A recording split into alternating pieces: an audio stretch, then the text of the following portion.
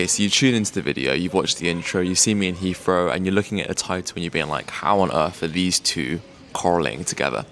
Well, I'm not in Heathrow for the best of reasons. As some of you may know, we live in Canada, we live in Vancouver. Three things happened. Number one, the job that I was working at, money ran out, and so that ended. That was what I was working towards to get my PR. Number two, our landlord, things happened with our landlord, and essentially made sense for us to give the apartment back to her. So that kind of kicked off. And then along with all of that, I had to come back to the UK, and so did Kira. She came back a month earlier than I did to launch Bath's first, or our city's first, free calisthenics park. That went over budget and over time. As always, it's almost like we'd learned our lesson by now, but no. And so that went longer. And I'm in Heathrow because I'm going to go back there, which is a 15-hour flight. So 15-hour flight to get there. I've got to move all of our stuff into our car, then put it all in storage, drive it over to the island, sell the car, come back and fly back, which is probably 30 hours of travel time. And essentially, for the rest of winter, it's going to be leaving the dream that is Vancouver for a little bit. And something in me feels like I should feel bad.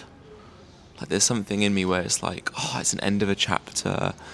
We were going to be there until June, and then probably all through June we were going to go skiing in winter. But I think it's almost a bit arrogant and naive of us as humans to feel like we have as much control as we think we do. And let me give you an example. How many things have happened in your life? I can only talk for myself. How many things happened in my life where I look back on them and I go, in the moment that felt like absolutely horrible, but looking back on it, it was actually probably one of the best things that could have happened. Right? How many times does that happen? One of the main examples for me is I used to have a PT studio in my garage. And one day the landlord walks up to the garage and kicks me out. If it wasn't for him doing that, I would still probably be a personal trainer, which is completely fine. But now I own Bath's largest independent gym, probably the UK's number one calisthenics gym, and we're building something incredible. So in the moment, I was crying on the floor. It was horrible. But looking back on it, I was like, that was the biggest gift that he could have given me. And so I look at this scenario now, and the phrase that I always say is, we'll see. There's a really famous story of a boy that gets given a horse. And he gets given the horse, he's riding the horse, and he just loves it. And all the townspeople say, wow, how amazing, you're so lucky you got a horse. And the old man, the wise old man says, we'll see. And then one day, the young boy is riding the horse, he falls off the horse, breaks his legs. All the townspeople say, this is so bad, it's horrible. The old man says, we'll see. The army come along and they're recruiting all of the young men in the city, and they come along and they pick all the people, and he doesn't go because he's got broken legs, and all the townspeople go, yeah, amazing, oh my god, and the old man says, we'll see. And I love the Steve Jobs line, which is, you can only connect the dots looking backwards, you can't connect them looking forwards. And so you have to have faith in something. If it's karma or fate or whatever, that the dots will connect forwards. And in reality, I also take it to another level. I think it's naive and almost arrogant, again, as humans, to label things as good or bad.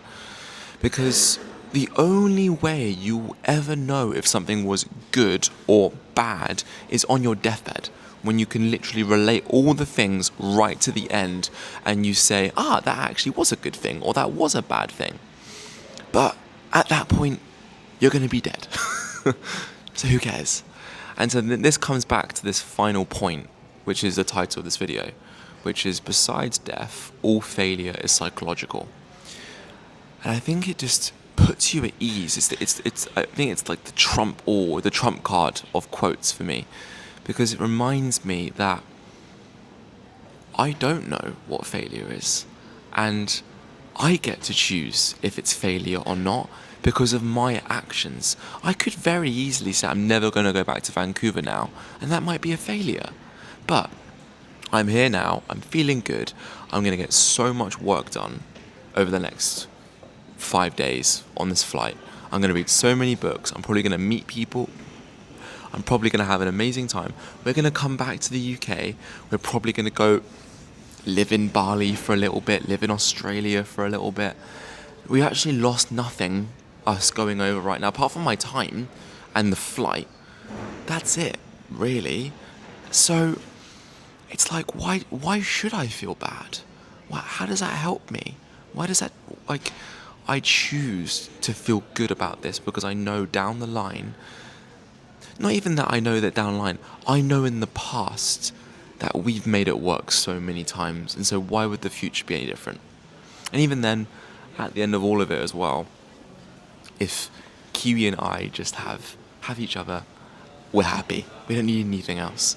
And so really a loss would be me losing her and losing my family and maybe losing Cali Unity. Even then we could make do of that. But even then, things will work out. So again, I have no idea. If you got to the end, thank you for watching. It's, I think, a fundamental thing that I've just taken into my life is that I do not know what's best for me, and sometimes you just have to ride the wave. You really, really do. And so you have to have faith in something that it'll all work out in the future, and you may as well be in a good mood even while things are bad all around you.